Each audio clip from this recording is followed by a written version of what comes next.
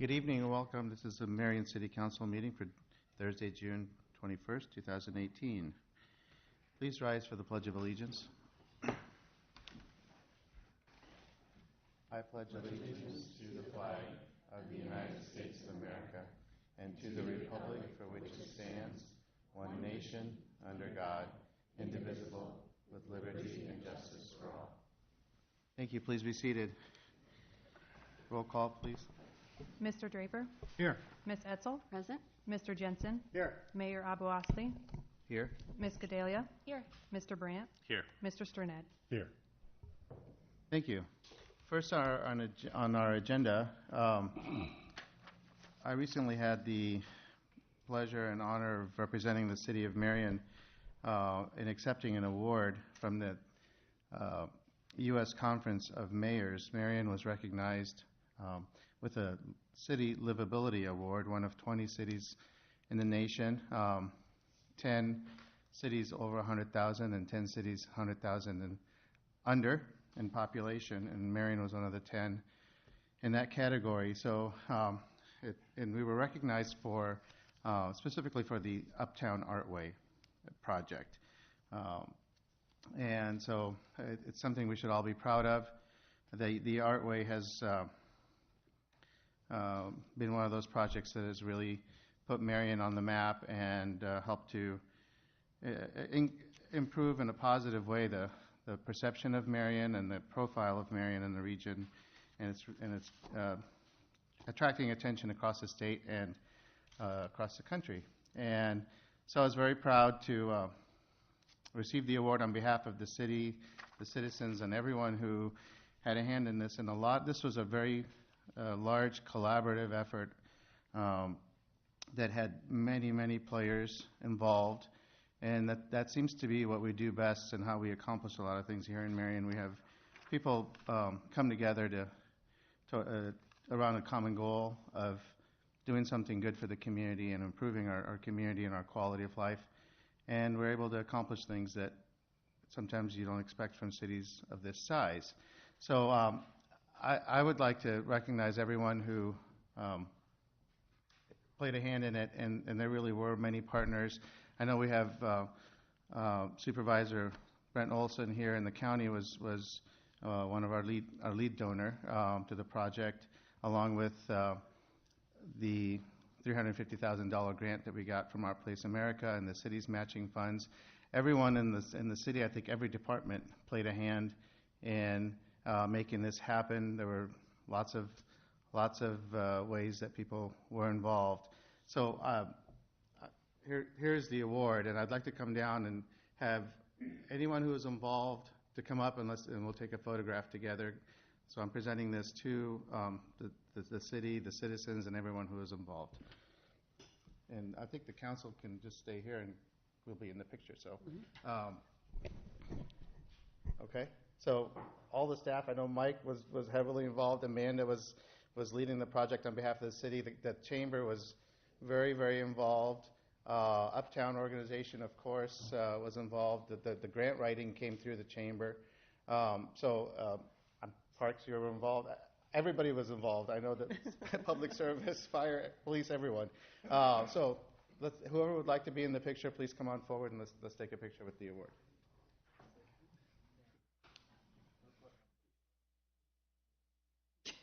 Don't be shy. Get up in front, Amanda. Nobody wants to.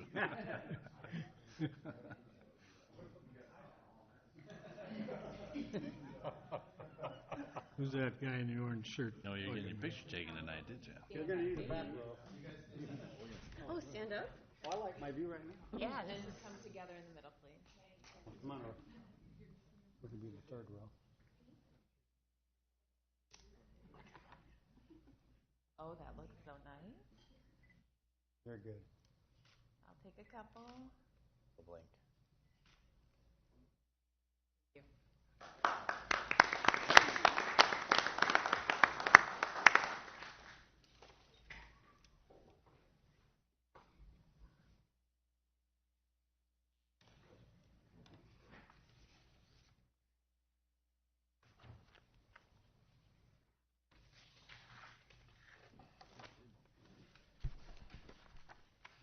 Okay. Thanks again to everyone who was involved in making that project happen. On to the consent calendar. Mr. Cernad? Yes, Your Honor, I'd like to make a motion to approve the consent calendar as presented. This will be items number 1 through 30, including resolutions number 26942 through resolution 26965. Second? It's been moved and seconded to approve the consent calendar as presented, items 1 through 30, resolutions 26942 through 26965. Any discussion?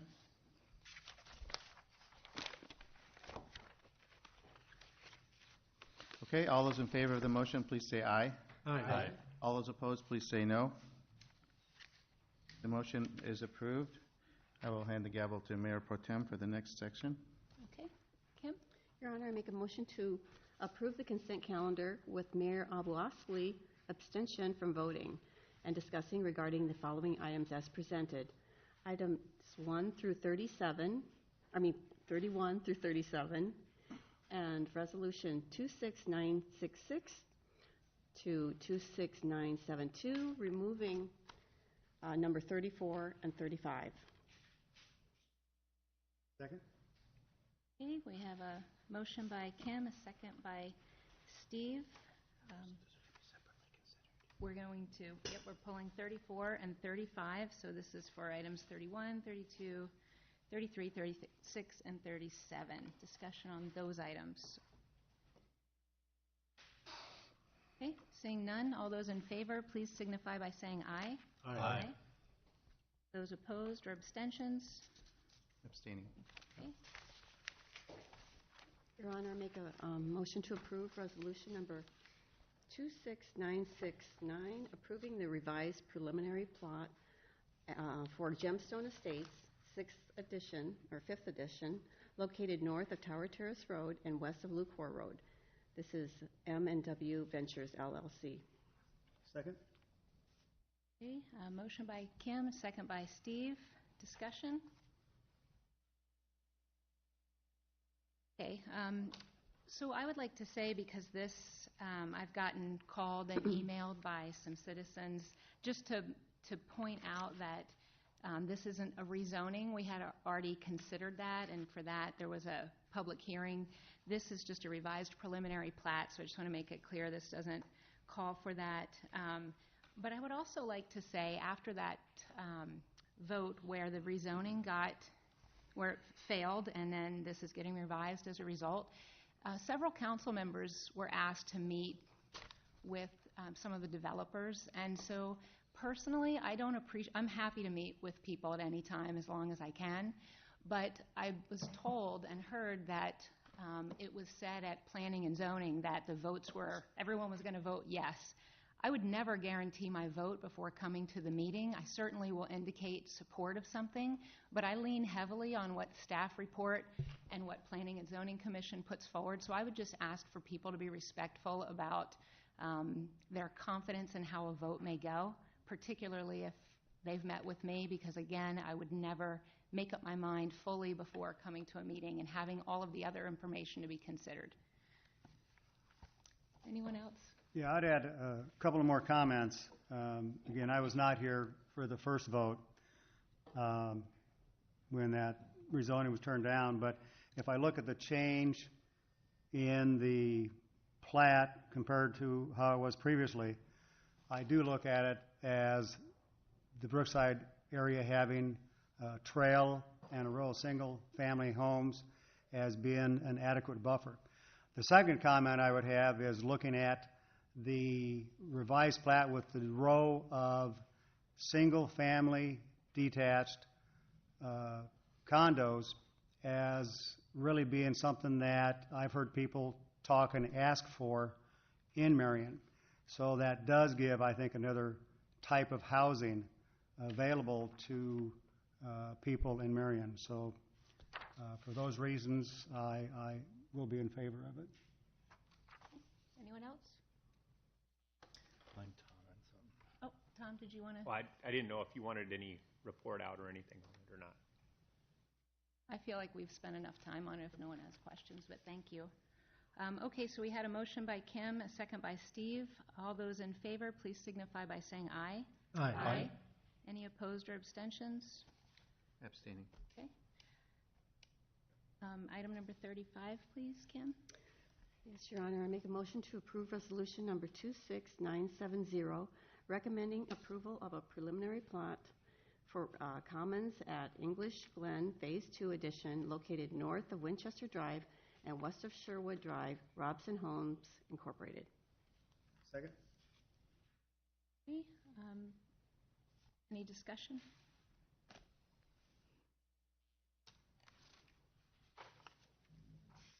Okay, seeing none, we have a motion by Kim and a second by Steve. All those in favor, please signify by saying aye. Aye. Any opposed or abstentions? Abstain. Okay, and I will relinquish the gavel back to the mayor. Mr. Jensen? Okay, Your Honor, I'd like to make a motion to approve resolution number 26973, approving the proposed allocation of the hotel motel funding for fiscal year 2018 to 2019. Second? It's been moved and seconded to approve resolution number 26973, approving the proposed allocation of hotel motel funding for fiscal year 2018-19. Any discussion?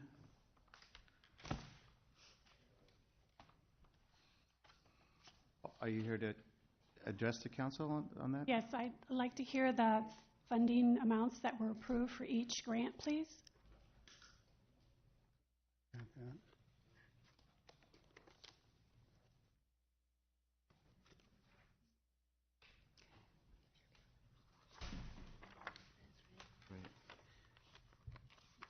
If you're going to address the council, you have to state your name and address, please. Thank you. Yes, my name is Lynette Brunzel. My address is 1825 Bloomington Road, Marion, Iowa. Thank you. Thank you. We also require that you fill out the orange card there. Thank you.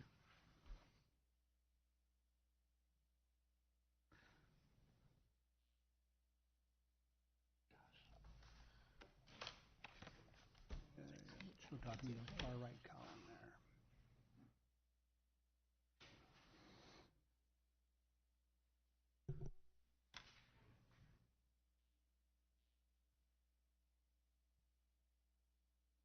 Thank you very much, Council. Okay, thank you. Okay, any discussion?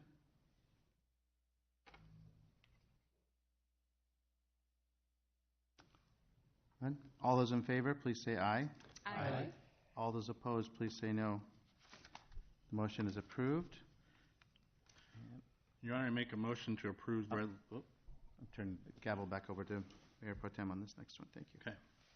I'll make a motion to approve resolution number 26974, approving the selection of Knapp Warden as the construction manager for first phase of the Eco-Industrial Park. Second. Okay, we have a motion by Will and a second by Randy for resolution 26974. Ryan, did you want to? I would be happy to go over this again. I know we had some questions at the work session. Knapp Warden is here as well, if the council has questions for them, so I'll leave it up to the council. I'd be happy to give the history that we went through for the selection of the CM process if the council desires.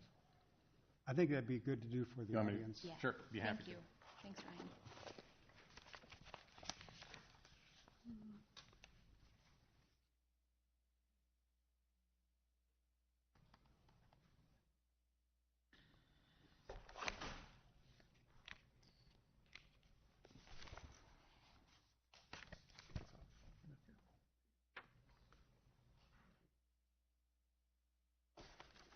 Okay, Your Honor and Council, we started this selection process back in 2017. Let me back this up.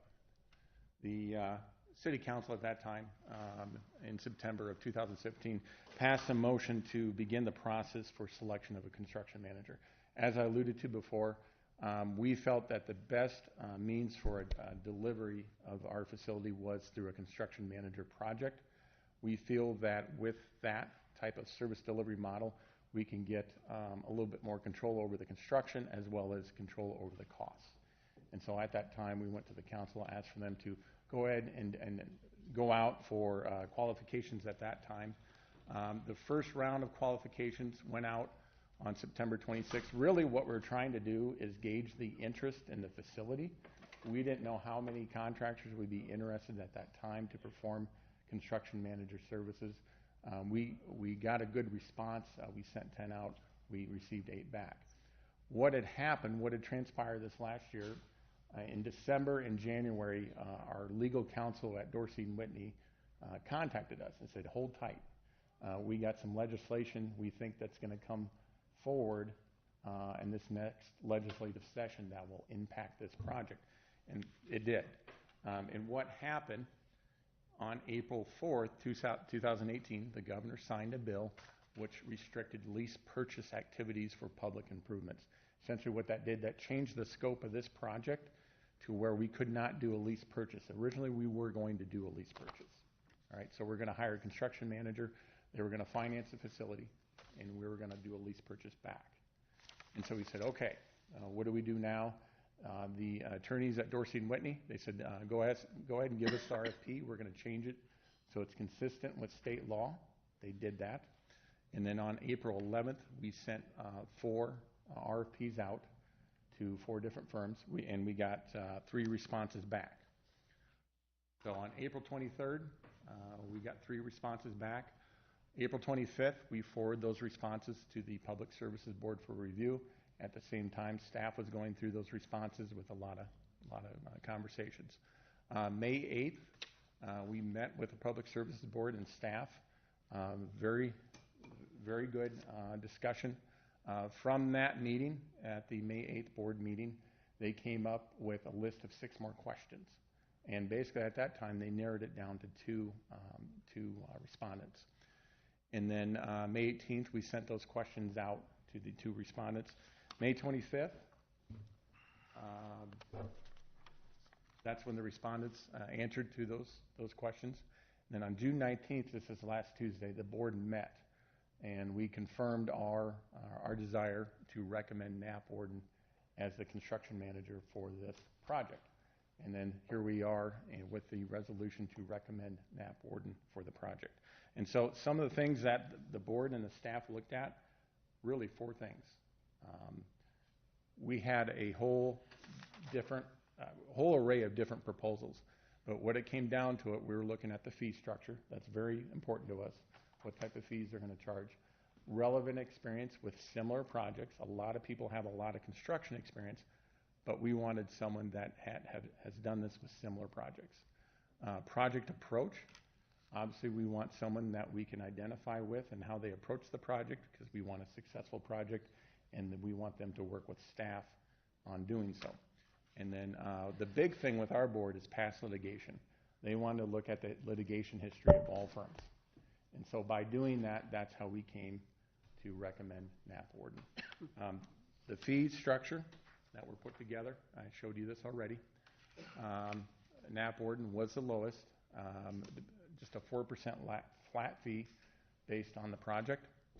All proposals include a construction manager on site, a minimum of 40 hours per week, no less. Okay, so all of the time there will be a construction manager on site. All the proposals include all the necessary safety programming, preparation of bid documents, and contract management. Now, I need to point out that a construction manager does absolutely no construction. They don't touch a hammer. Their job is to prepare the bid documents. Their job is to go out and get the bids. Their job is to go over the bids with city staff, and their job is to make a recommendation on who's going to perform the work. Their job is to pull the whole project together. They are not a construction company. They are a construction manager. Okay? When we move forward with this project, those contracts will be held directly between the city and the subcontractors. The subcontractors will be required to perform. All right? And so will the construction manager. They're required to perform as well. But that's where it's very critical to pick a construction manager that's very experienced in doing contractor work, preparing the bid specifications, preparing those documents to where you can really enforce the quality control on these measures. So, any questions by the council? No, I'll just add a comment. Number one, at the work session, I was probably the individual that maybe raised a few more questions. One, because this manner of using a construction manager was a little bit newer to me. Yep. Two, I was not familiar with Knapp Warden. Everybody else I've worked with, I've been familiar with those names and individuals at those firms. So I did go ahead and meet with Ryan, and thank you for your additional time yesterday to ask a number of additional questions, make sure I understand the scope of the work to be done, looked at the 3 different bids because the manner and how and the details of how they were bid were all different, and I guess at this point I'm completely satisfied with the recommendation that you have. So he was able to answer any questions, any concerns that I have, and I'm certainly willing to support that. Thanks, Steve. Anyone else? I have an item, and that is that often these large construction managers have kind of construction companies in mind. And I just want to make sure we give our Marion contractors the opportunity and make a list of those. If I need to help, I will.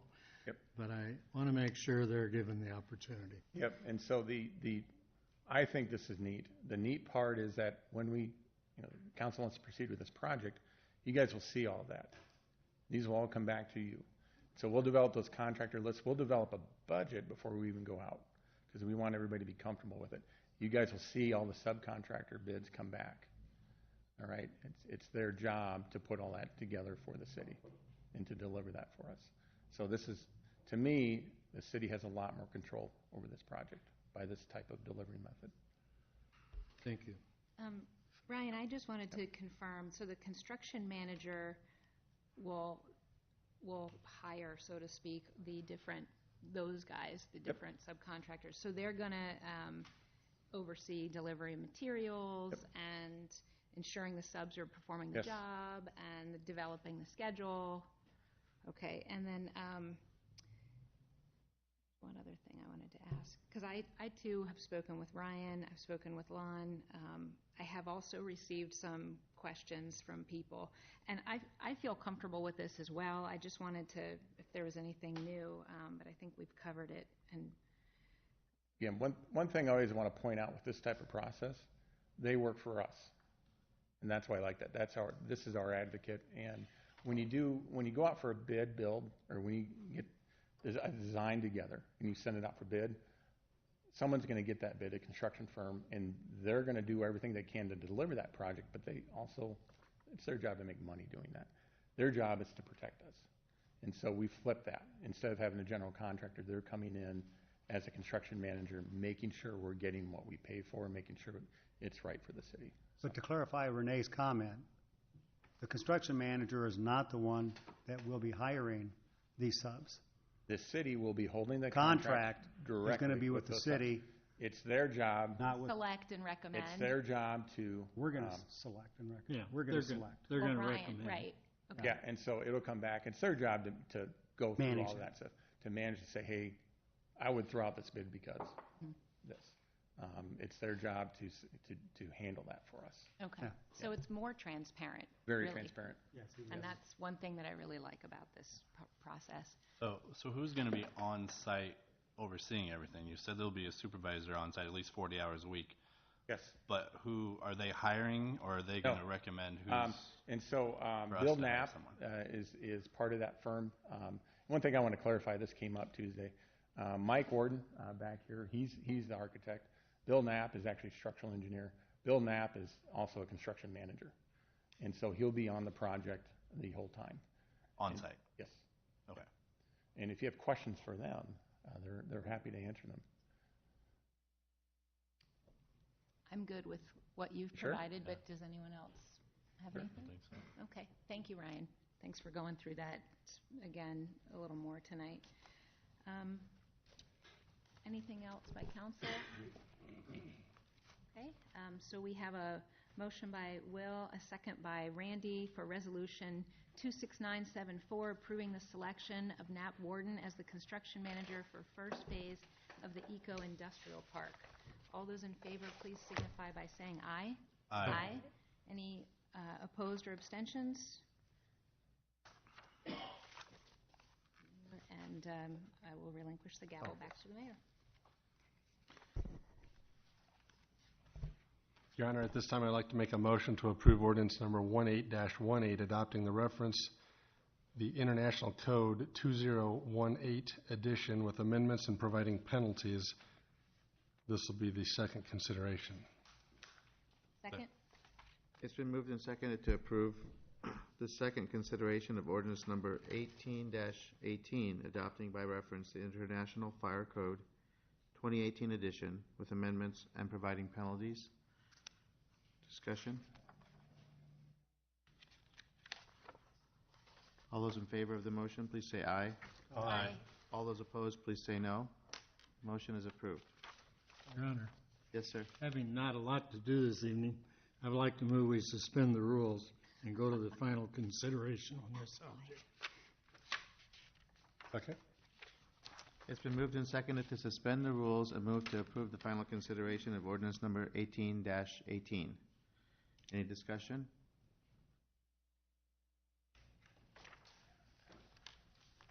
All those in favor of the motion, please say aye. Aye. All those opposed, please say no. Okay, the motion is approved. On to the engineering calendar. Your Honor, make a motion to receive and file, discuss, and refer to TAC requests regarding requesting a street light at Eastview Drive and 10th Street. This is Elizabeth McGlynn and Carla Thompson, 999 Eastview Avenue. Second. It's been moved and seconded to receive, file, and discuss and refer to TAC, a request regarding requesting a street light at Eastview Drive and 10th Street. Any discussion? Does someone want to brief us on this? Yep, Your Honor, Oh, we have people here to address the council. Okay, welcome.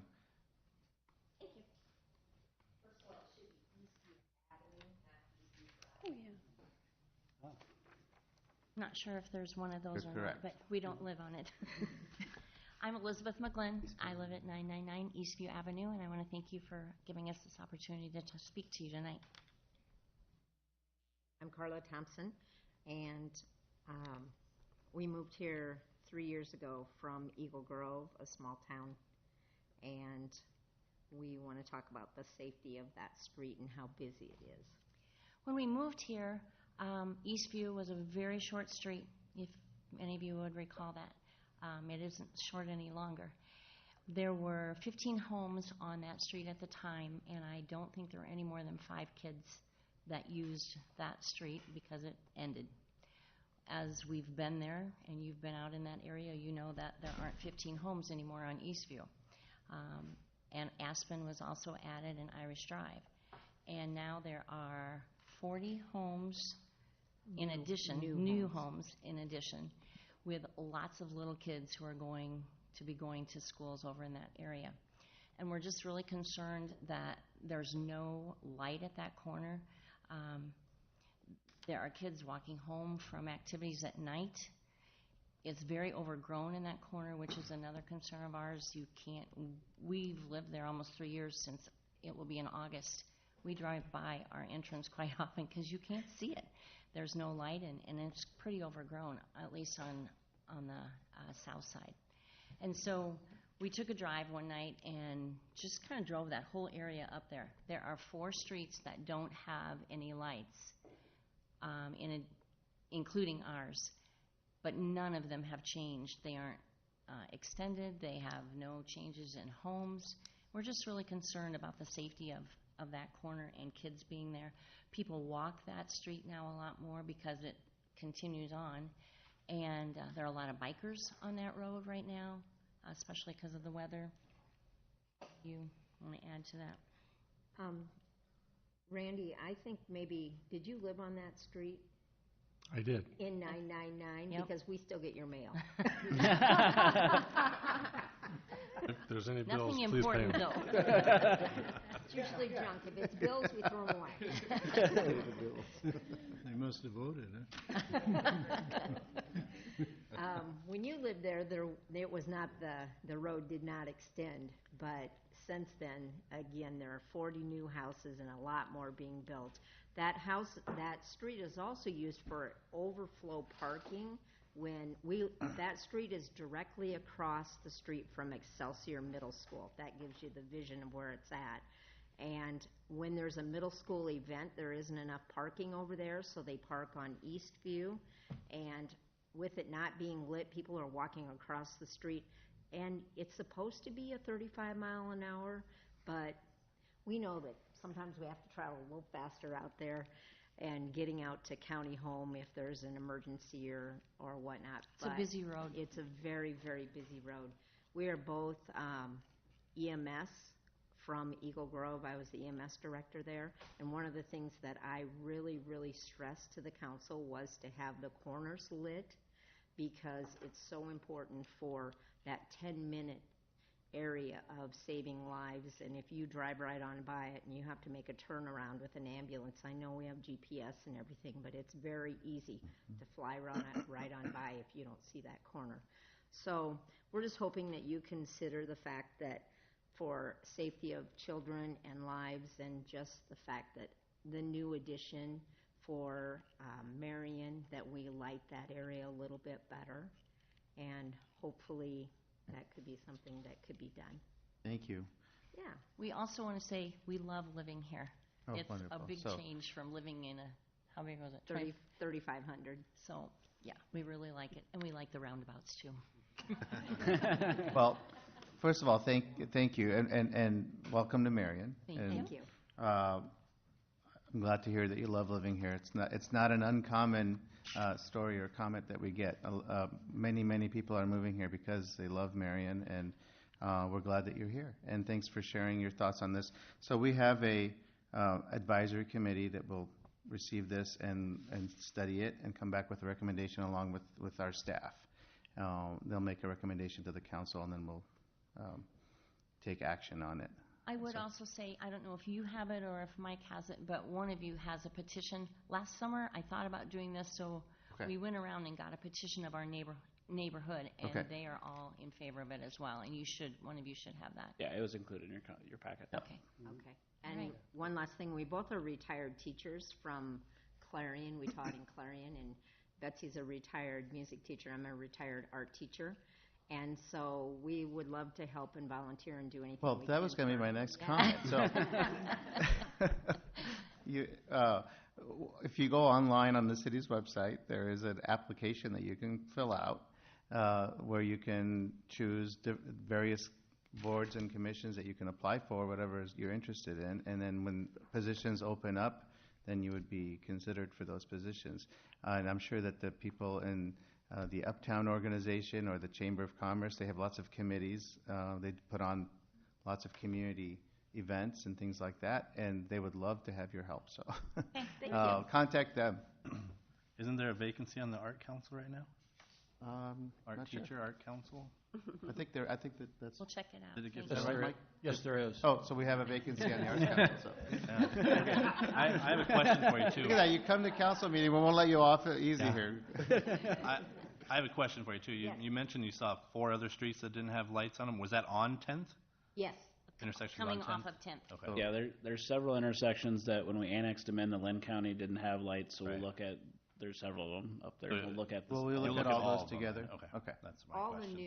the new housing areas with the corners all are lit really, really nicely. It's all the ones on 10th going off. Yep. The new subdivisions you're saying? The new subdivision does have it. Yeah, But right, but all the the ones county that go off. subdivision that was annexed, the streets don't have the lights. Yes. So that's what we need to look at. Okay. Bruce does, but then the next No, Bruce one's does after- not. Oh, Bruce does not. No. Okay. Okay. The second one after Eastview, but then after that, they do not. All right. Okay. Thank you. Thank you. Thank you for hearing us. Thank you. Any discussion on this? Good. All right. All those in favor of the motion to receive and file and refer to TAC, please signify by saying aye. Aye. All those opposed, please say no. The motion is approved. Under the community development agenda, the first item is being removed from the agenda at the request of staff. I think we won't be acting on it now, but at a later date, I guess, right? Okay. At this time, we have a public hearing. Public hearing regarding the renaming of Pioneer Court to Pioneer Drive, located west of Larkspur Drive within Bridge Creek 4th Edition. The public hearing is now open. Do you want to just give a brief reason for this, or? Yeah, so the street name was just changed after the final plat was approved, so we got to go through there's no address. By the developer? Yeah, yes. Yeah. And so there's no one's address to the street, Stubb Street. There's not even an address, but we do have to hold a public hearing to change the name. Okay. Is there anyone here to address the council on this? Anyone to speak in favor of this measure? Anyone to speak in opposition of this measure?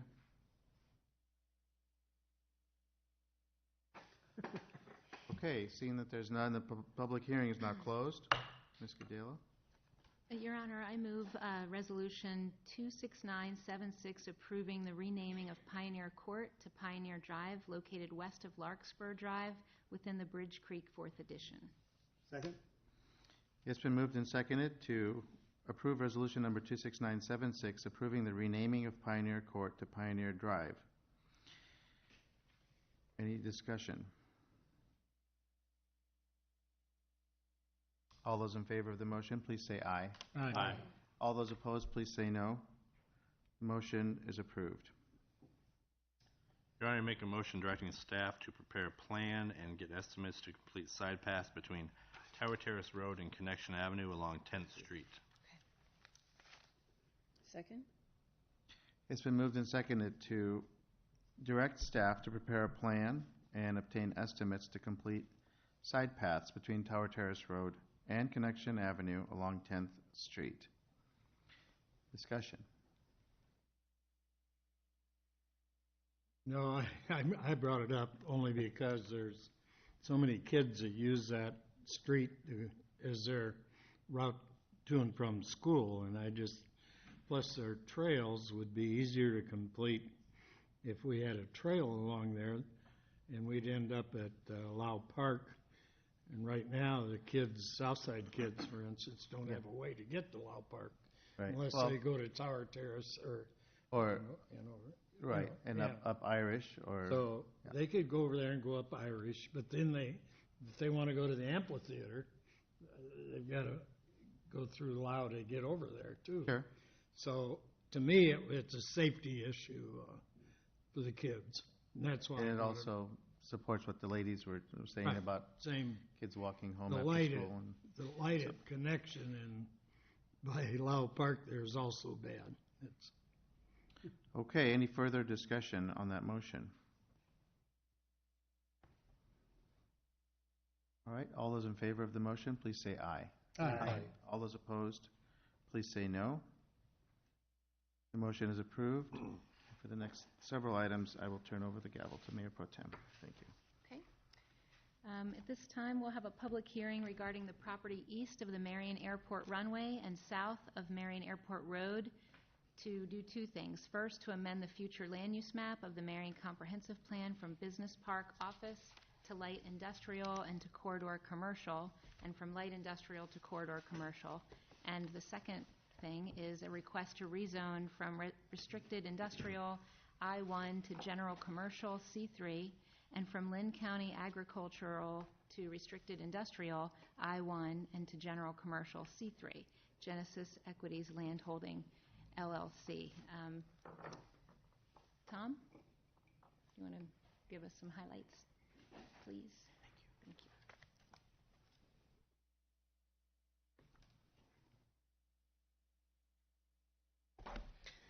So the public hearing was noticed, and we sent out notifications.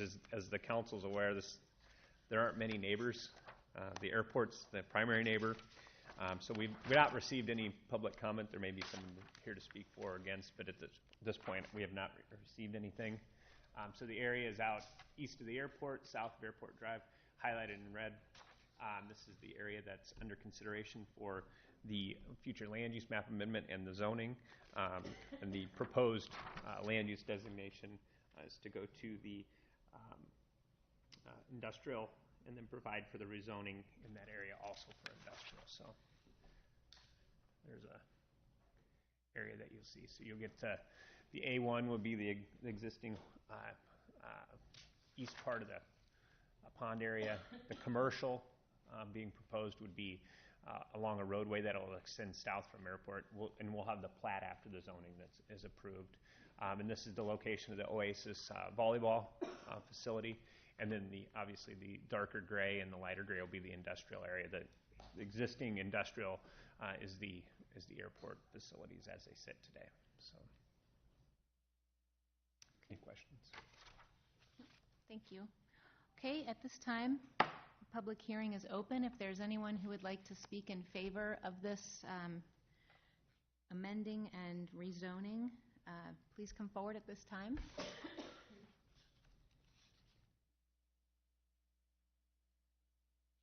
Okay, seeing none, if there's anyone to speak against or to ask for additional information, please step forward at this time.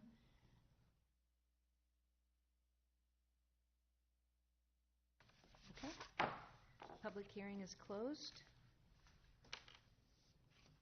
Kim? Your Honor, I make a motion to approve resolution number 26977, amending the future land use map of the Marion Comprehensive Plan from Business Park Office to light industrial and to corridor commercial, and from light industrial to corridor commercial located east of the Marion Airport runway and south of the Marion Airport Road. Genesis Equities Land Holding, LLC. Second? Okay. We have a motion by Kim and a second by Steve for resolution 26977. Any discussion or further questions? Okay, all those in favor, please signify by saying aye. Aye. Any opposed or abstentions? I'd like to make a motion to approve. Excuse me. I'd like to make a motion to approve ordinance number 18-19, approving a rezoning from restricted industrial I-1 to general commercial, C3, and from Lynn County agricultural to restricted industrial I-1 and to general commercial C3 located east of the Marion Airport runway and south of the Marion Airport Road by Genesis Equities Land Holdings, LLC, and this is the initial consideration. Second. Okay, we have a motion by Steve and a second by Paul for ordinance number 18-19 for the rezoning. Any discussion? Okay, all those in favor, please signify by saying aye. Aye. Aye. Those opposed or abstaining? Okay, item number 8, please, Will. Yes, I make a motion to approve resolution number 26978, approving a final plat and memorandum of agreement for Bowman Woods Unit 37, located south of Hawks Ridge Lane and east of Hampshire Drive, Midwest Development Company. Second. Okay, motion by Will and a second by Kim for resolution number 26978. Discussion or questions? Okay, all those in favor, please signify by saying aye. Aye. Any opposed or abstentions? Okay, moving on to administration. Randy. I'd like to make a motion to approve resolution number 26979, approving an addendum to fixed base operator, FBO, lease agreement between City of Marion, Iowa, and Luxair Aviation. Second. Okay, motion by Randy and a second by Will for resolution number 26979. Any questions or discussion? Seeing none, all those in favor, please signify by saying aye. Aye. Those opposed or abstaining? Okay, and at this time, I relinquish the gavel back to the mayor.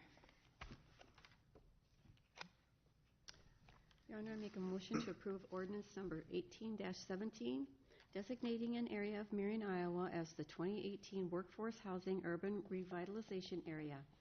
Final consideration. Second? Okay.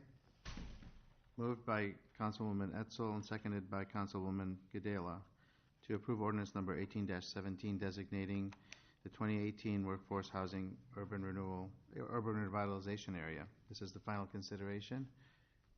Discussion. Okay, all those in favor, please say aye. Aye. All those opposed, please say no. Motion is approved. Your Honor, I move resolution number 26980 approving the Economic Development Loan Agreement, Prospect Meadows. Second. It's been moved and seconded to approve the resolution number 26980, approving the Economic Development Loan Agreement with Prospect Meadows. Discussion? Okay, all those in favor, please say aye. Aye. All those opposed, please say no. Motion is approved. Mr. Brandt. Yes, I make a motion to approve resolution 26981, approving updated personnel policy number 3.01 regarding pay for performance. Second? It's been moved and seconded to approve resolution number 26981, approving the updated personnel policy regarding pay for performance. Discussion. All those in favor, please say aye. Aye. Aye. All those opposed, please say no. Okay, at this time we have citizen presentations or comments. If there was anything that anyone here would like to address the council on that was not on the agenda, please come forward and state your name and address, and also fill out the yellow card that we have there. Thank you.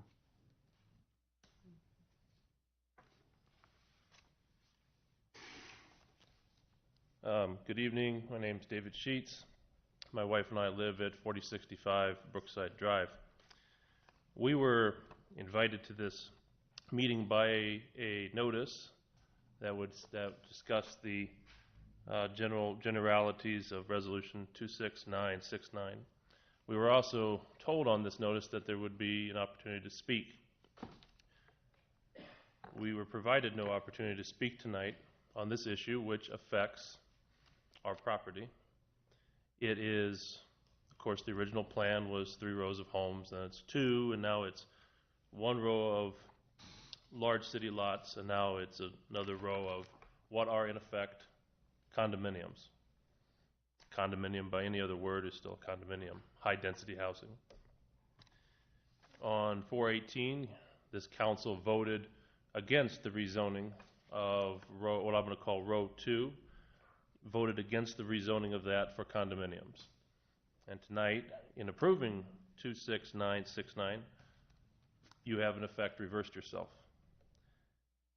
In doing that, I cannot trust this council to protect my property rights. Thank you.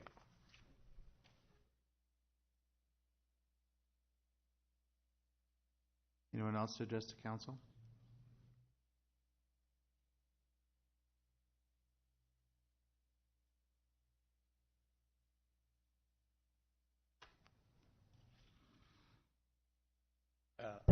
Jerry Bichard, 3649 Brookside Drive here in Marion.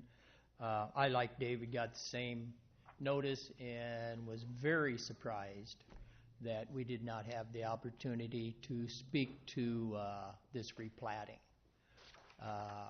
As the postcard said, we would have the opportunity to, and did not. I would ask the question, why was that? I know it's council's choice, but what criteria did you use in making that decision? Can I answer that before you go on, or is that Please rhetorical? do. Okay.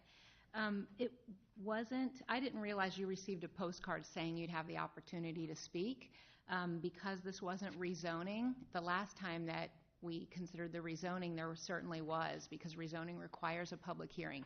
Tonight's approval was for revising this preliminary plat. So they are single-family homes, they're just smaller, higher density, but it doesn't require a public hearing. So I realize it doesn't jive with the postcard, and I would be frustrated too. I wasn't aware that you received one saying that you would be given the opportunity to speak. When I spoke with you Monday or Tuesday by phone this week, I even told you if something changes and there's something other than what we discussed on the phone regarding the revision here, then I would certainly let you know to come Thursday, but otherwise there was no public portion to speak for this specific petition or this resolution.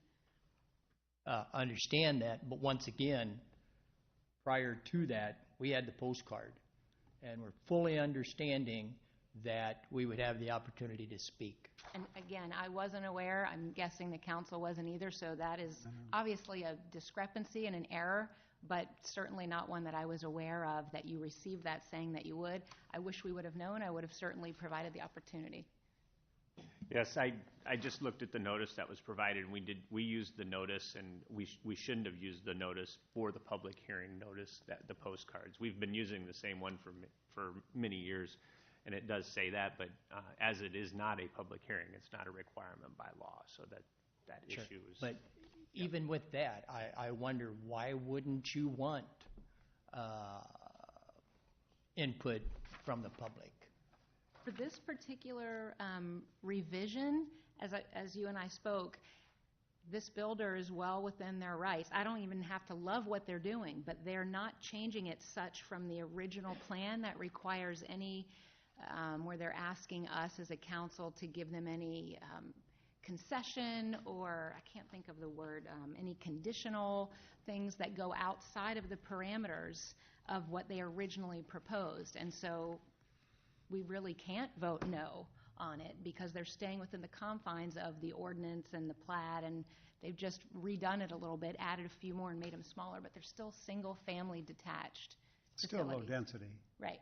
This is not high density. This is still, by definition, low-density housing. Understand. And as we had discussed earlier, I thought there was going to be some discussion with the developer in regard to what type of housing is going to go in here, looks from the outside, price, things like that. I heard nothing tonight in regard to that. And I think that would be in the future, right? When Well, no, we're getting I- more design. Well, no, I mean, I made that comment very clear at the Planning Commission meeting, that when you're talking about a plat, we're not going to get into price. The standards of the zoning are the standards of the zoning. We do bulk regs and use. Once that's in place, the lot sizes, as long as they're consistent with the regulations. Sure. I mean, if someone came in and built a very small home on that lot and it met all the building standards, I mean, there's no review of that. So be it. Yeah. So I mean, that's what council had allowed tonight. So one thing I would ask you to think about is how you're going to vote in the future when the developers come to you and say, okay, the row of homes, the row of lots that are large, these $100,000 lots that you had talked about at the April meeting, how are you going to vote when they want to downsize those? Because they've already told us, they've already told me that's what they're going to do. So you may as well start thinking about that. Because once again, if they want to put an 800 square foot house on a smaller lot, it's my understanding tonight, they can do that. And what consideration has this council given to the residents of Brookside Drive that is an established area, established neighborhood? Anyone? They actually can't answer that question, how they would vote on an issue that's not up in front of them. Oh, no, I'm not asking how they would vote. I'm asking what consideration have you given to the residents of Brookside Drive that is an established neighborhood? Been there for 20-some years prior to Jim Stone's estate coming into effect. Your Honor, can I? Yes, please. What I might identify is that the zoning that's, I mean, the yellow is R2. I mean, the entire community is under this, almost all the residential areas are covered under the same premise. So, I mean, I don't know that anything different in 80% of the community is happening in this development that is anywhere else. So, I guess I don't know what the expectation is from a protection perspective. If we conditioned every rezoning in this community, we'd be sitting in a situation where our books would be massive. That's why there's covenants in place. The developer protects his development by covenants. The city doesn't enforce those. I'm sure there's covenants a part of this development, but again, we're not privy to those and we don't get involved in those. Just as Brookside probably has covenants, whether they continue to exist now or into the future. So there are items that the city has in place for development through zoning, but there are also private covenants within the development that can dictate a lot of that. And not to make any assumptions or leap to any conclusions, but developing lots right now and the price points that they are, lots are higher priced now than they've ever been. There would be no, it would be very difficult for there to be justification for smaller 800 square foot homes and such that are being identified. From a value perspective, I have a hard time seeing that issue, but Thank you, Tom. that's just my opinion. Yeah, thank you. Yeah, Kim? Can I ask Tom a question? Sure, of course. Okay. So we have a minimum size of lots, and is that what they're using, the minimum? No, they're not at the minimum. Okay. No, they're just smaller. Okay. They range from, I'm trying to find this, 61 by 150. Okay. So the size of a lot, can the city decide what size lots we want to have? I mean, do we control that? Yeah, that's by virtue of zoning. That's where that parameter is controlled. But we could make it, so that our lots have to be larger. That's something we could consider. Yeah, there's different zoning districts can provide for. The R1 district does have a larger lot size. The R2 is a little higher density. So there's communities that'll have multiple zoning districts to provide. Honestly, it's not been an issue in Marion. You look all over town, there's a lot of property is zoned R2 and there's multiple size lots. If you recall, in the Robson development, there was an 80-acre project or proposal over north of 29th Avenue, and there was a neighborhood that had like larger Briargate. Well, those lots they're zoned R2. They're 85 by 150. Robson rezoned R2, same zoning district, and he made the lots bigger next to that development. But by virtue of the zoning, they could be smaller. So, How big, Tom, are the lots on what is now Indian Creek Road backing up to? There's no change to the lots on that side. Those are big lots. Yeah, they're 87 by 163. 160s, 166. So they range.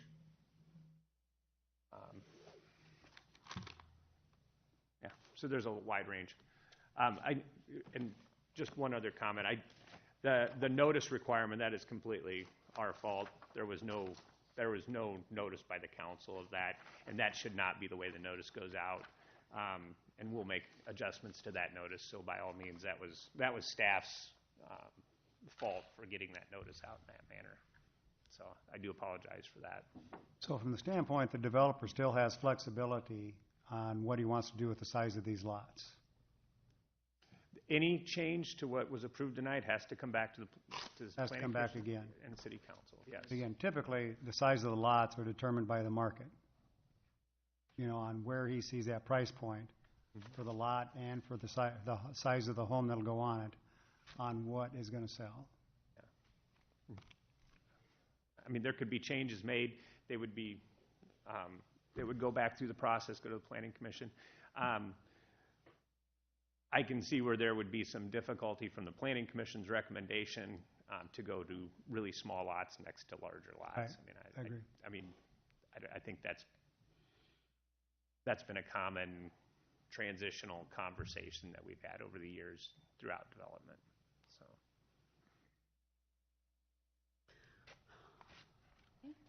Thank you. I'd want to speak. You're on the same topic. Go ahead. No, go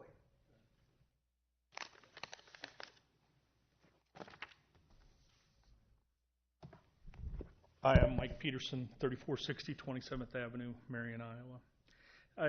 This is somewhat relevant to what we've been discussing. There was a positive conversation in my eyes that happened on Tuesday, but I wanted, and the mayor asked a lot of questions that I think we're heading down the right path. But I think you need, especially as you're considering this development policy, to think about a few more things, okay? And because I believe Tom was discussing that you're trying to modify how you do the planning and zoning. In one of the things, from a commercial standpoint, it was a paraphrase. I didn't get the exact quote, but businesses come and go, buildings stay, okay? And I made an argument before the council for a lot of time that you're making value judgments, okay? And I want you to really think about that deeply. Because you think about service organizations or businesses or churches or any of that, and they talk about the idea that the organization is not the building. The people is the church or the organization or the service group, okay? And what you're doing is you're prioritizing bricks over people. And that's a value judgment.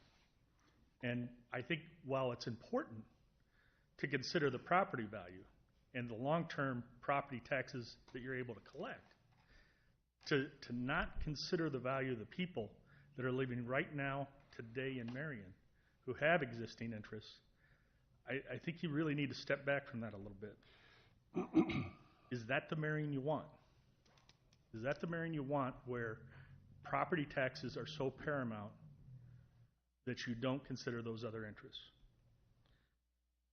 The other thing I think you need to think about is the marketplace healthy? And then this present discussion kind of comes in to that.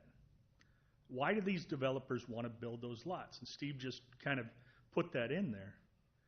It's because they're profitable, okay? It's because that's what the market's demanding, okay? And no matter what you do in this zoning or development policy or whatever, those businesses are going to make choices, okay? And they're going to make choices on where and who and how to develop based on what they can go out and sell. It comes into play with the discussion about the high property development out at Highway 13 and 151, okay? You talked about a study that had been done of what the needs are. You have to ask yourself, is that study skewed? Because the marketplace is saying they want to build this. And your study is saying we need more of this. Is there a market factor driving the need in a different direction than what your study result is saying? Are there things unique to Marion that are changing those things? And I think there's not enough consideration being given to the idea that businesses are in business to make money.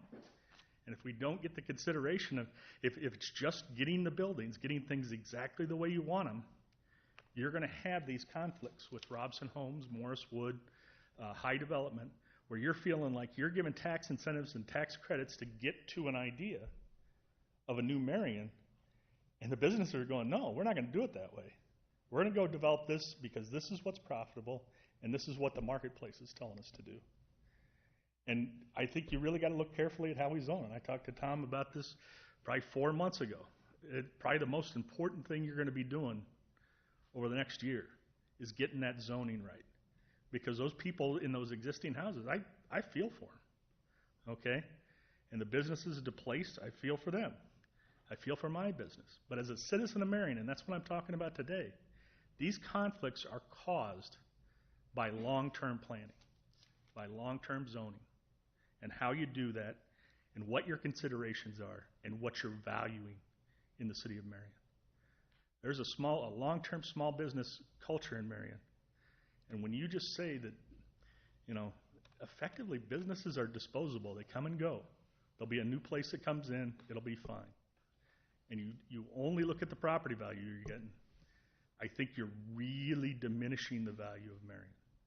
So why does your study not match the marketplace? You really need to look at that tough.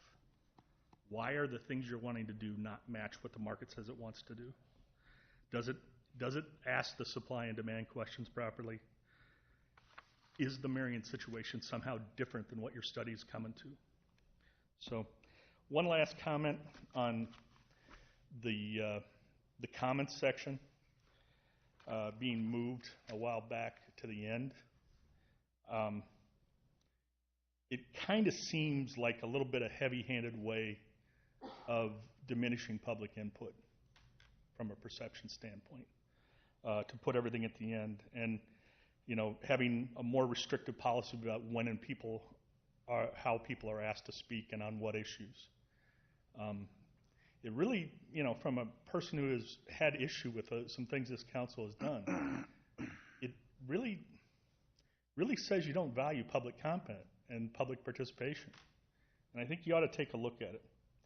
The people of Marion should be first, not last. And putting it at the end, I think, is a bad idea. So that's all I got. Thanks. Thanks, Mike. Thank you. I'd like to address a couple things. First of all, the discussion regarding incentives, I don't want things, and I'm not saying it's intentional, but I don't want it taken out of context. This city, this council, there's no question that we value people. That's what we're here to do. We serve the people of Marion. When we talked about businesses come and go, that was in the context of TIF, tax increment financing, which has to go to the real estate. Because sometimes we're criticized for incenting, people think we're incenting a particular business, and they say, well, this business is not worth the incentive. The incentive goes to the real estate. That's what we were trying to clarify, that a business may come into the building that we're incenting, the quality of the building that is being constructed, the real estate. That's what TIF has to go to. And businesses may come and go out of that building, out of that facility, but that facility is there, and the value of the real estate is there to support the incentive. That was the context of the conversation. It had nothing to do with whether or not businesses are more important than individuals or people. That was not part of the discussion whatsoever, and it's just not true. The other thing about public input, this council has been more available, more accessible than in my memory to citizens. We have email, we take phone calls, we sit at the library every Saturday for 2 hours, 2.5 hours? Yeah. 2 hours. To take comments. Ms. Gadela and I were there last Saturday. We had a very active day. We had lots of people stop by. Many people commented, many people from Cedar Rapids, by the way, commented about how impressed they were that we do this every Saturday, that we're there and we're available. I start most of my mornings meeting with people for coffee about their issues and their questions. In fact, I prefer to do that than to get an email from people. And I know that everyone up here, I'm sure I can confidently say that they would meet with anyone in person. I try to bring in the affected city staff when that's relevant to the issue. I go to Hy-Vee once a month and meet with people there, have a coffee. We're available. The meeting is not the only place where people can have input and and have access to the city council members. That's all I have to say about that. Anyone else to address the council? Sir. Evening. Todd Wood, 2505 Deer Lane Road, Marion, Iowa. Just three quick things. First thing, if we would come back to ask for smaller lots along Indian Creek, vote us down. We don't want to do that. We're not going to do that. Vote us down. Second thing is, it's not all about money. In the last 2 weeks, and you can ask Tom Trehorn, I just turned down a 60-unit project because I didn't think it was the right thing for the area, out in the neighborhood. They wanted to buy it. They wanted to make a contract. I said no. It's not all about money. It's about a development. Third thing is, I would like to speak to Renee as far as our conversation. Maybe I misunderstood when we met that you said you were for it. It looks good. There's no problem with it. So maybe I misunderstood your words. Did I say that you would vote for it? I said you were for it and approved of it. That was the only thing I've told people. Obviously, you didn't vote for it yet. If I misunderstood that meeting somehow, I guess I would like to know how I misunderstood it. No, the way you just described it, and that's what I said, is I said I'm supportive of what you're showing me, but I still want, it's got to go through planning and zoning, and I lean heavily on what the staff says. What I heard from the meeting is that you said you have the votes. There's some subtleties there, but it's an important distinction. I think anybody who is a regular here, certainly city staff, has seen me change my mind on something where I've been, and I never want anyone to think that I come in here and it's locked and sealed.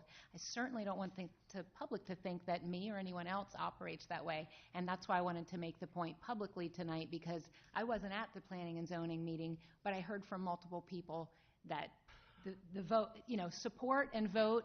Okay, there are some nuances there, but I just wanted to make it clear that I wasn't like, yes, I'm going to vote for this. I made it clear that this looks good. It's got some hoops to go through, but what you're coming back with is far better than what was voted down. Okay. I still don't understand the difference between support and I'm for this versus that's what I told the P&Z. It was me that said that. It was me that said that. How is there any difference that you support this project and you are okay with it versus your vote? Again, it's a nuance. I'm supportive of what you're showing me, but it needs to go through staff. I need to hear from them. It needs to pass planning and zoning and have a recommendation, and I am only one vote up here. I think all of those pieces of what I just said were part of our conversation. I agree that support and vote are similar, but in the context of how I said it, along with the other things that I said, I think are quite a distinct difference, because the perception of some people was, oh, well, they've already got the votes. I never want anyone to think that. That's nefarious, and that is not how any public entity should run and conduct its business. Fair enough.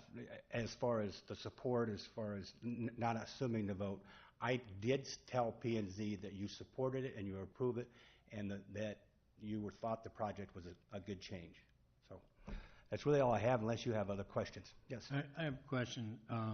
Are you building a single family or two up there currently? Yes. Not in the area that was discussed tonight, but on the curve, the similar product, yes. Would that be something that we could look at? Absolutely. And think that, because one I noticed had a 3-car garage and the other one a 2-car, I believe. Actually, it's a 3-car. It's a little area for like a motorcycle and that, but it doesn't have the other door on the front. But we have the opportunity to go and look about what you're talking about. I'd love for you to see them. You don't want to go in there now, it's still muddy, but yeah, absolutely. Thank you. Anyone else address the council? Mayor, could I address the issue of the agenda format change that was brought up? Go ahead. The citizens' presentations were moved to the end of the agenda actually to allow more opportunities for input and conversation with council. One of the things that we've been running into, as the council knows, is there's a lot of activity in Marion. We're holding a lot of public hearings. We have businesses coming in to make presentations about $15 million expansion projects that wouldn't have been thought of in Marion a decade ago. And what we were trying to do when the public hearing notices go out, the public hearing notice says the city council is going to hold a public hearing, and we might specify 5:30 or 6 o'clock. Well, on those nights where we get a lot of public comment, we have a lot of people up here, all of a sudden that public hearing that everybody was thinking was going to be at 5:30 or 6 is taking place at 7:30. And so what we wanted to do was provide more predictability for those folks that have action items on the agenda. Like when Mr. Weems was here to address legacy manufacturing, he had a limited window of availability, and because of the public comments, barely had an opportunity to address the council about one of the largest projects we've ever seen before he had to leave. And so we thought, well, if we switch this up and move it around a little bit, we can make sure that those folks that have those kind of action items come in, we can give them a predictable time, a predictable schedule, and then at the end of the meeting, we don't have to feel like we have to rush the public comment period or anything to get to those action items so that people that have other obligations can get in and out of here. It was not intended to be any kind of a negative, but it was intended to be a positive. So I just want to make sure people are aware of that. Thanks for adding that and clarifying. And I would just add that we don't, many councils across the state have a limit of time that you can use to address the council. They limit people to 3 minutes to 5 minutes. Some of them don't allow public comment. I'm not suggesting we do that, but we allow people to get up and freely address the council, and we generally we've never in my memory haven't cut anyone off, or we've allowed people to say whatever they want to say as long as it's respectful. That's just that. I'll leave it at that. Okay, thanks. Any other questions? Okay, Oh, thank you, no. thank you. Yeah, we've moved on, thanks.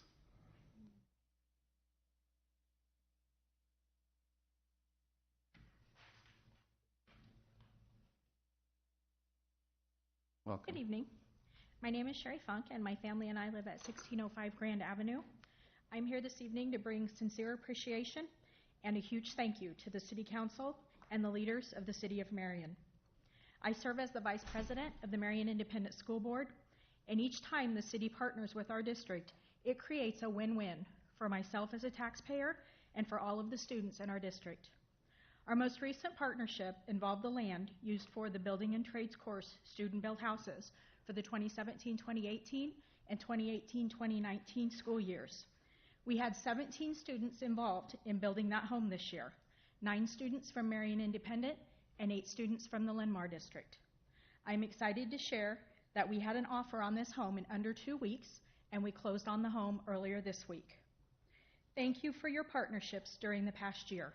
And just as a side note, I drive by the tennis courts at least 50 times a day, and it is extremely rare not to see someone out there playing pickleball or tennis or multiple people. So I look forward to partnering with you in the future, and we thank you very much for your support. Thank you very much for those comments, and we do appreciate the cooperation and the collaboration that we have with the school district, and we also look forward to having more joint projects together for the benefit of the community. Thank you. Thank you. Congratulations on the sale of the house, too. Thank you. Anyone else to address the council? Yeah, and Mayor. Yes, ma'am. Good evening, Mayor, Council. My name's Beth Little. I've served as city clerk at your council meetings for the past 27 years. I would like to thank each of you for allowing me the opportunity to serve you. I've really enjoyed it. I would also like to thank all 5 of the mayors I served and the 29 council members that I've served. I've also had the opportunity to attend 1,272 meetings over those years. Keeping track. A lot of late nights. Yeah. And I also would like to wish Rachel the best as she takes over my duties. Thank you so much. Thank you, Beth.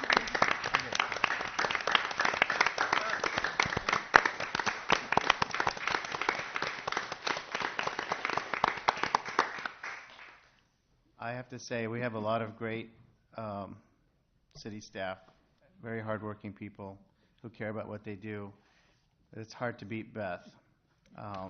She's one of the hardest working people I've seen, loyal and so committed to her job. Very often we leave our meetings and she's still here. I'm not sure what time she leaves. I've asked her if she has a cot back there where she just sleeps, because she's always in that office. working. And Beth, we appreciate everything you've done and the service that you've given to the community and to the city council, of course, and all those meetings you've had to sit through. So thank you so much. Okay. Are there any more public comments?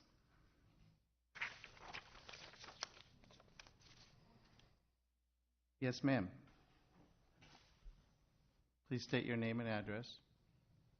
My name is Jane Hawley, and me and my husband live at 4091 Brookside Drive. Brookside Drive, okay.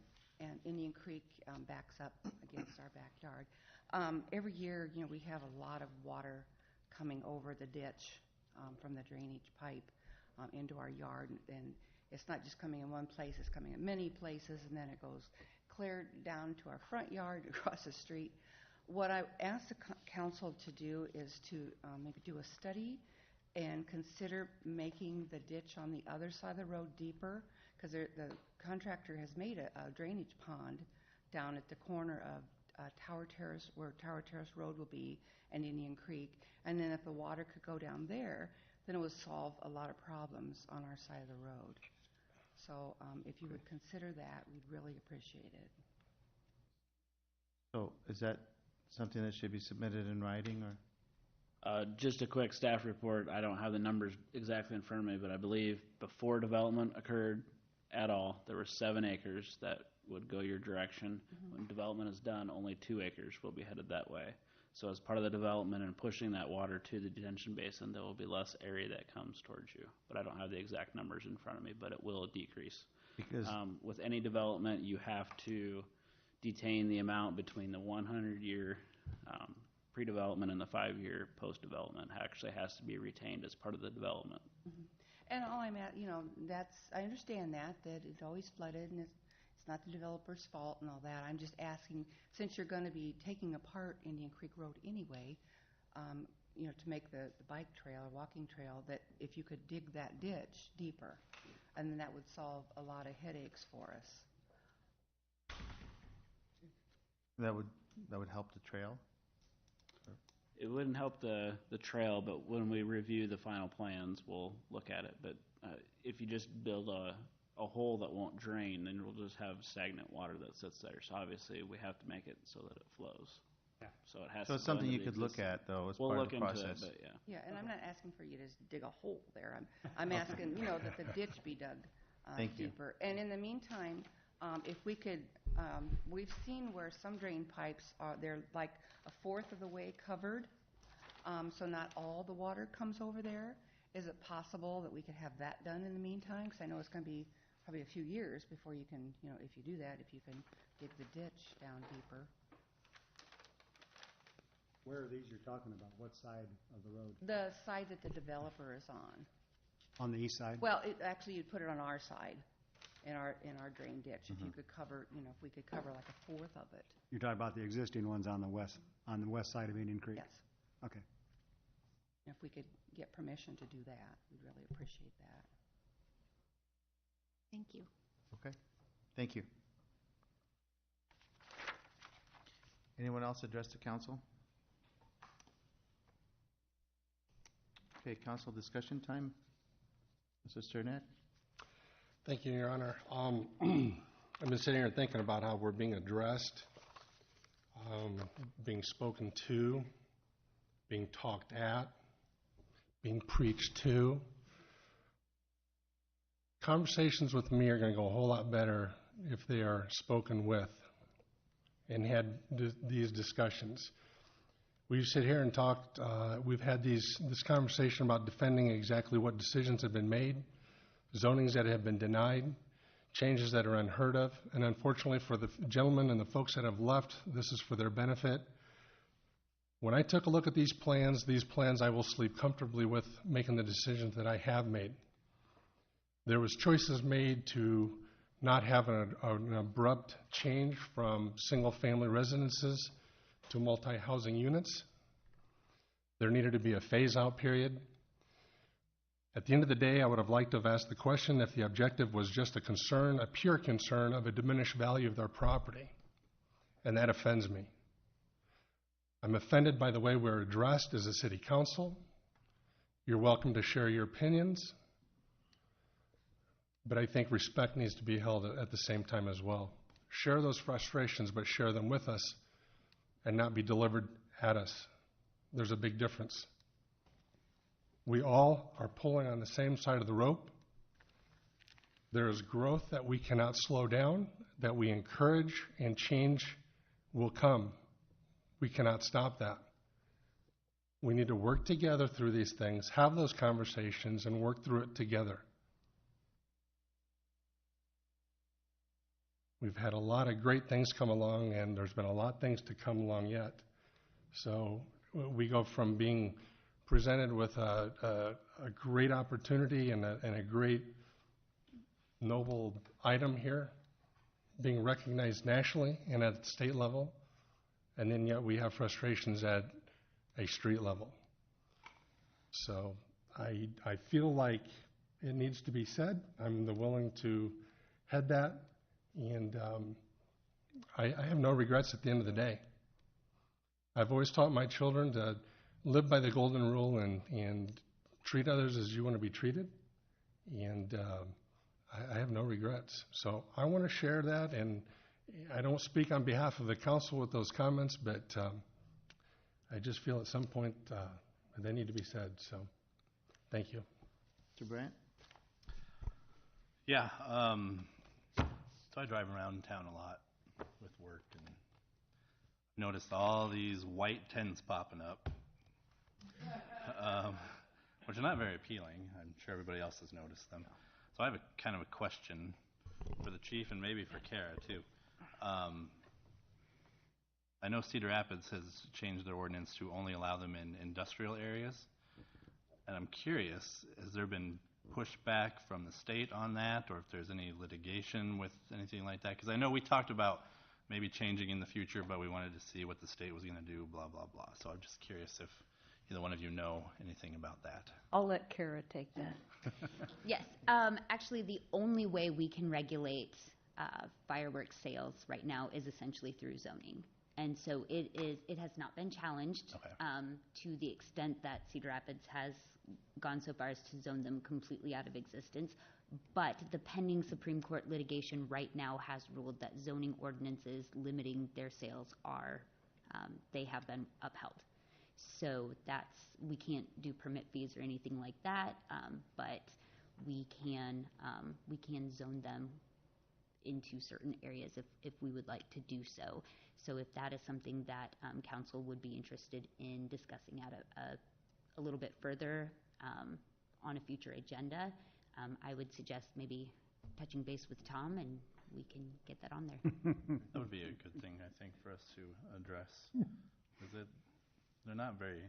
Well, I was going to bring something up myself on that, but so yeah, we're one of the few cities I have around. a couple of things, but it's fine. Oh, Yeah. can we let him finish Yeah. his comments? Yeah, thanks. I guess I was going to ask the chief too, since fireworks have been for sale, if we've had 7 calls. Year to date, 7. Well, that's not bad. I know I haven't really been hearing any fireworks. I think I've heard 1 maybe since they started. And then, Chief Crable, did you have something you wanted to They can't shoot them off legally. talk about real quick? Yes, sir. Thank you. Yeah. I didn't stop them in Cedar Rapids either.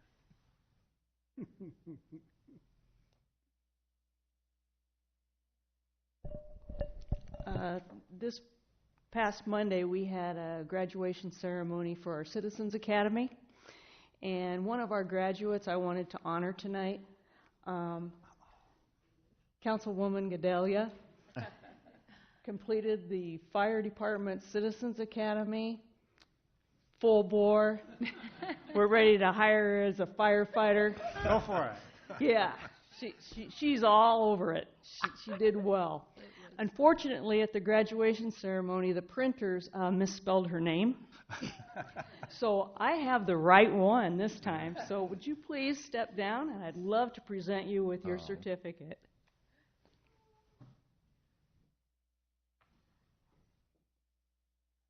And can she start a chainsaw? Let me tell you. Congratulations. Thank you so much. Thank you. Hoorah.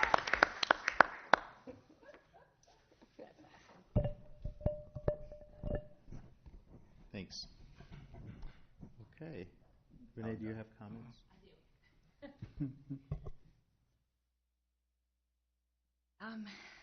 I'll start with this, because I was actually going to talk about the Citizens Fire Academy just from the standpoint of it's an incredible opportunity for any Marion resident. I think the class takes up to 12.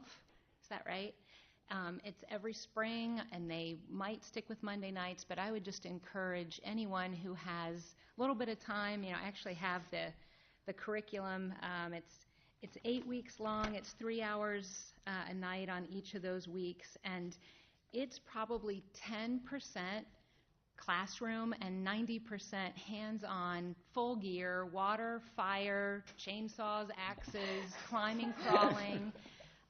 It was exhilarating. It was just such a great experience. And, most importantly, for me as a council person, I know much more about the fire department, but even more than that, I know our fire department. Like, I know the people now. And so that's just so meaningful. And that was part of the reason that I wanted to do the experience. But I've just wanted to put a plug in for the fire department and say that it's so well run. It is something everyone should do. It's educational and challenging and fun. And thank you to Chief and your entire staff for putting on something. And I know it's been for years. I mean, we had a high schooler, an 18-year-old, and I don't know, I might have been the oldest person there. There were a couple people, in their late 40s, maybe early 50s. So it's all abilities, men, women, just a really cool experience that I wouldn't trade for anything. So thank you, and I think we should definitely try to plug this a little more as it's coming up for next year to get more people, to have them be aware of this. The other couple things I wanted to talk about, I'm actually going to work backwards on my list, but these are not in order of importance. So Mike brought up the public comments. Lon addressed it. Nick addressed it. Randy's addressed it a little bit. I will say from other board experience that I've had, sometimes boards don't allow any public comment, which I am not in favor of. I believe that the citizens have the right to speak, as long as they're doing so in a respectful manner. When we moved it toward the end of the meeting, I see pros and cons with both, but one thing I will tell you that it stops, and this I appreciate, it stops the bomb throwers, if you will, the people who want to come in and just say something and then leave and not hear anybody address it later on in the meeting. Being able to speak at the end of the meeting allows you to ask questions about anything that maybe was discussed, or to ask for more information, and the staff can get back. But I also understand the perception, and maybe we haven't struck the perfect balance. I know that we're still looking at arranging our agendas, et cetera. So I don't know the full answer, but I wanted to give you that and tell you that that is part of the reason. And at many meetings, not just council, people will just come in, the meeting starts, they know they can have their time, they say something, and they leave. They don't care what their response is. They just want to inflame. And I think that there's zero tolerance for that if people won't even stick around to hear the response to it. So related to that is, and this to me is really the most important thing, I want to give a public apology to Ryan for Tuesday night. I spoke with him separately, but I feel terrible about allowing someone to speak when they weren't on the agenda. I feel like when I'm running the meeting and the brief times that I am, I want to follow the agenda, because what happened was someone got up and, if we let everybody get up who disagrees or who didn't get the bid or something of that nature, and this isn't on that person specifically, but we just need to protect our city employees. We need to have respect for the work that is done. I totally take full responsibility because I was running that portion of the meeting, and I should not have allowed that to happen. yeah, I trust our staff. Tuesday nights, the way we have it scheduled, they're work sessions for us to be informed, for us to get the details about the decisions that we will be deliberating and taking action on Thursdays. And so, Ryan, I am sincerely sorry. I know you're like, oh, it doesn't matter, but it does matter. And I can assure all of the city staff that that won't happen again going forward with me, because I have certainly learned my lesson, and will run a tight ship when the ship is mine to run. So with that. First, to follow up on some of the comments Randy had, when I campaigned last fall to run for city council, people asked me why I was running. And I said, first of all, I'm very comfortable making decisions. Second of all, I'm also very comfortable that 100% of the people will not agree with all of those decisions. And as a follow-up to Will, and talking about the fireworks going on, yeah, we've seen all of those tents. We are one of the few cities allowing fireworks to be shot off on the 4th of July. And we will all be here on July 5th at a city council meeting, and we'll know pretty quickly what the result of all of that was. So it's coming around very quickly. Paul. Tim? Thank you, Mayor. First, I'd like to thank everybody for putting up with me. I've been pretty absent. It's been a very trying week, but I have with me my roommate tonight for the last 61 years tomorrow. Wow. Long time. The boss is here. Be careful. Well, she is the only one in the family that ever had a job that she was paid weekly and stuff, you know, not me. But I do like to think, and I've had time this last week to read a little bit, unfortunately, for all of you. But, you know, I was talking about some time back the Maidrite building, and it was built in 1882 by local bricks from Cook's Brickery, or Cook's Brock's Bakery. I'm sorry, Brickery. I'll get it right yet. And in 1882, as soon as it was built, it's kind of interesting. The Oddfellows Lodge moved in upstairs and used it for a lodge hall. Later, the library of Marion, Iowa, was started in that building by a ladies' club, and it remained there until the Carnegie Library was built in 1905. That building has had grocery stores, barber shop still, a tire shop, insurance office. Turner Funeral Home had an office there. Modern time, we had a meat shop and a bakery and the hobby shop, you know, the Maidrite, 2 dress shops, and what have you. But what I want to talk about not was what was upstairs, but what was in the basement. In the basement was Marion's first bowling alley. It was duck pin bowling. The bowling pins are half size. The ball is like a large softball, no holes. The alley is half the length of a current regular bowling alley.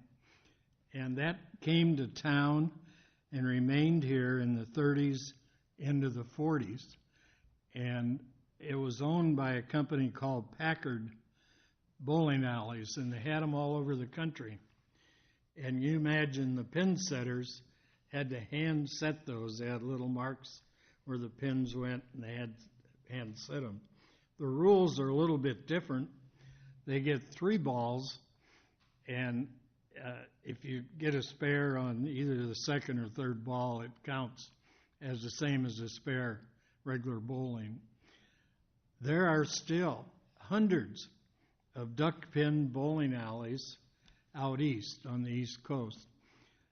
There's never been a 300 game, which I found kind of surprising.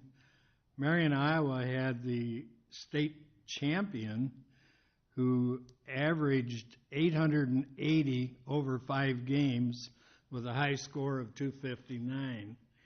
And that was really something in those days. But when Henry and Bert Katz built the bowling alley, I told Bert, you're not first, but we're glad to have you. So we had a bowling alley in the 1800s, guys. That's all I have, Your Honor. Thank you for being patient with me this week. I've been absent. No, So, thank you, Paul. It's great to have you here, and thanks for always sharing that great information with us. For my part, I want to again reiterate what an honor it was to represent our city at the U.S. Conference of Mayors and to accept the award on behalf of everyone in our city. And I was very proud to share what's going on in our city and our growth, our progress. I think it's something we should all be proud of. I think we have a lot to be proud of. Just earlier this week, we had a groundbreaking for a speedy delivery, parcel delivery service. They're building a 27,000 square foot building in the Marion Enterprise Center. Earlier in the month, we had a groundbreaking for another facility for timberline manufacturing. We've had several ribbon cuttings this month, and that's the typical story. We celebrate business here. We celebrate people who are doing well, and we have lots of people wanting to come and do business in Marion. It's become a normal thing for us to have ribbon cuttings. In fact, if I look at my calendar, it's just ribbon cutting after ribbon cutting. And it's a good sign that our community is doing well, that people see opportunity here, that they're coming here to bring services to the citizens of Marion, that they see, they have confidence in the leadership of this city, they have confidence in the staff of the city, they see opportunities to bring services to Marion, to the citizens, and to also do well themselves for their business and for their families. Encore Cafe, yesterday we had a state representative from the Commission on Aging, I believe it was, who was here, the Iowa Department on Aging, to check out Encore Cafe. That has been running for a couple months now, or less than 2 months, and has already attracted national attention. He was here to see what all the hype is about, and I was so proud to welcome him here and to explain to him what's been going on, because Encore Cafe has shattered all their projections, all their expectations already, within less than 2 months. Their worst day of numbers of people served is better than any other, the best day in any other meal program that they have in their entire service area. They have fed up to 50, aside from the first day, which was almost 100 people that they served, they served over 50 people on many days.